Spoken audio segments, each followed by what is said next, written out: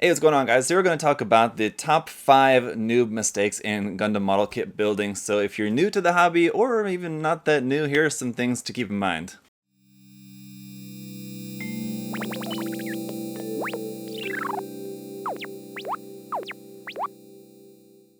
So number 1 is probably the most important, and probably at the root of the other top 4. Here is just going to be patience, or lack of patience, in that this hobby requires patience.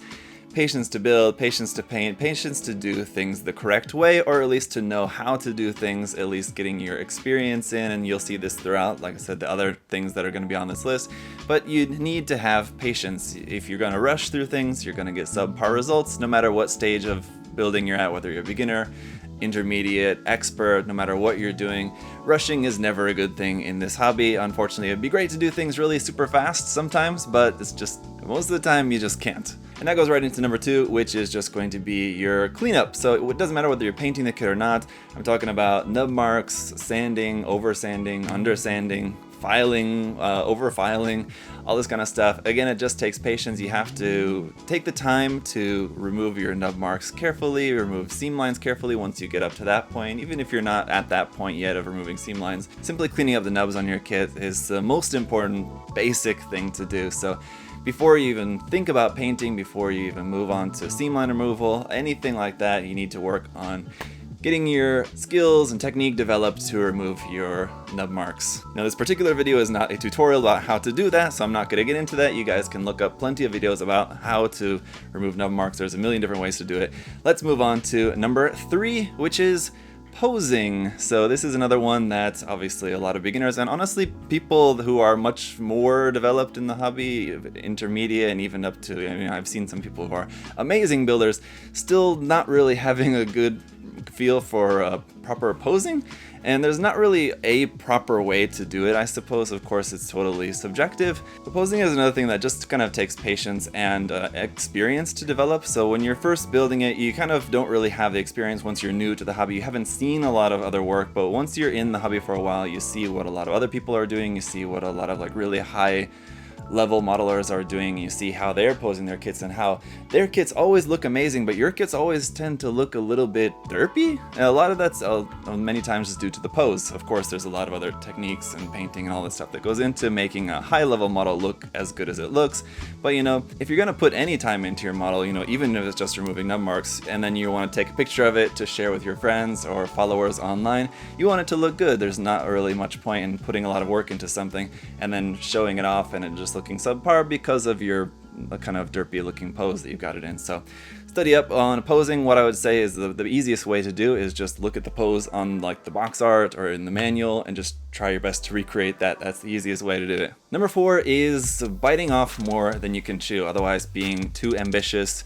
And this goes into a few things. So number 1, just kind of custom building, scratch building. I think this is kind of a little bit of a double-edged sword with when Gundam Build Fighters came out.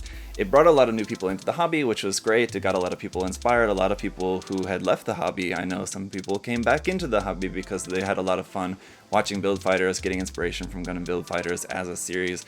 On the other hand, it made customizing Gunpla look super easy, which it's just not.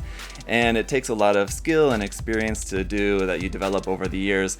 And so, I mean, that's just one thing, but I see this happen with a lot of people. They get into the hobby, they build 2, 3, 4, 5, 6 kits, and then they want to scratch build an entirely new kit or customize some big crazy idea, and it's like they haven't even started removing seam lines on their kits yet and they're thinking about some big wild crazy idea. And I just want to say there's nothing wrong with being ambitious, there's nothing wrong with being motivated and wanting to do more and wanting to develop your skills a lot in a very fast way. That's great. But again, I think there's a lot to be said for taking your time and developing your skills, you know, one step at a time, walk before you can run, that whole sort of thing. You know, first work on your just basic cleanup, then work on seam line removal, mold line removal, then work on painting, and then work on maybe a little bit of scribing or a little bit of detailing using some plot blades to changing some proportions of your kits. Then you can work on a little bit of scratch building, and you kind of work your way up there through a series of kits, and then you can do some big wild crazy things. And on a side note, this concept of being too ambitious also applies to weathering, so I just want to add this in there as well. A lot of times when you see people who are beginners in the hobby or just beginners to weathering, they very easily over-weather, and it's just kind of a very easy thing to do. Everyone's done it, I've done it. Anyone who's weathered, when you first start weathering, you overdo it, and it's just kind of very easy to do. So always the best way to go about weathering, and I'm certainly no expert in this, but I can say that less is more, and just start off with less. It's always easier to add more than to subtract if you add too much. So always less is more with that, and then just add little by little. Anyway, getting into number 5 then is just kind of painting in general, because there's a lot of little things that I'm going to put into this part 5 here. So just to rattle off a few of them. Using straight black paint, usually not going to work. There's very few instances where you can just use straight up black. If you've watched my channel for a while, you've heard me talk about this a number of times. When you want a kit to be black, paint it really dark gray or like really dark navy or something. Most of the time using straight black is just not going to look good. And if you're getting into doing pre-shading with black can work depending on the color. A lot of times when people want to do pre-shading, they'll just immediately think to use black, but it really depends on the main color that you're going to be having. So if you have like orange or yellow or something like that, black pre-shading is just not going to look good. You need to use brown in that case, or like a dark red or something. It just depends on the color you're using. So anyway, another couple of mistakes would just be like just painting on the runner. Usually not a good idea, almost never a good idea. Painting with Gundam markers, as I've recently demonstrated in a different video, it can be done, but it's just really not a good idea. Gundam markers are meant for just painting in small details, or even just not painting directly on the kit at all would be honestly ideal. Don't use Gundam markers directly on a kit to paint it, you just can't do that. Painting yellow over dark plastic, or like yellow or white or red. A lot of times I'll see people do this like in like vernier details or something. It's like a dark gray or like a really dark color, and they try to paint yellow inside there, and it's just not going to work. You need some sort of in-between layer usually to get bright colors. So if you have a dark base and you want a bright color on top of it, you need something in between like white or something. Again, just the kind of things that you learn through experience. Also, panel lining on bare plastic. This is a thing that's a little bit contentious. It's some people do it and some people advise not to do it. Honestly, you guys may have heard about this, but if you're using panel liner on bare plastic, it can weaken the plastic. It certainly does. If it actually becomes a problem, it really kind of depends. I've had parts break a long time ago when I've panel lined on bare plastic. I had parts break because of that. It does happen. That said, it doesn't happen every time, all of the time, anytime you do it, so it's not something that you absolutely shouldn't do, but it's something you absolutely should be careful of doing. It can also depend on the product you're using and just the way you're using and all that. And that brings me to my very last point about this, is just understanding paint types. There's a lot of confusion, and people, when you're new to the hobby, and this was definitely me as well, and still me to a degree, about just understanding paint types and how different paint types work. This is probably one of the most common things that I see people asking about, is if I'm using whatever acrylic or enamel paints, can I use a lacquer top coat on top of that, or can I use an acrylic surfacer under lacquer paints, and this and that and this and that and this and that. There's a lot of videos out there explaining about paint types, also really good blog posts and websites and everything. There's lots of information out there for you guys explaining about different paint types and what to use. If you're really lazy, honestly, the best way is to just look at what other people use. Just watch some videos of someone painting a kit, look what they're using, and then you can realize, okay, well, that works for them, so it'll probably work for me.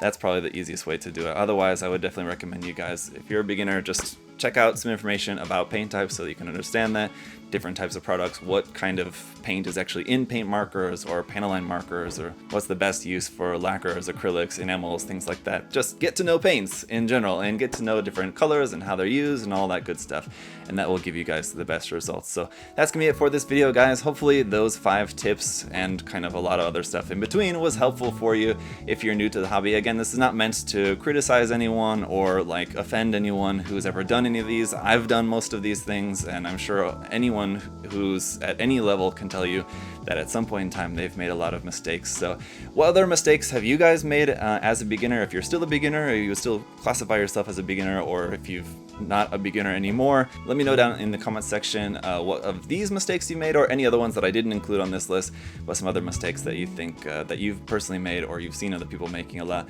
Let me know your thoughts down in the comment section below. Thank you guys so much for watching today. Thank you so much for your support, liking video, commenting, subscribing. All that's greatly appreciated. Until next time, I'll see y'all later. Bye guys.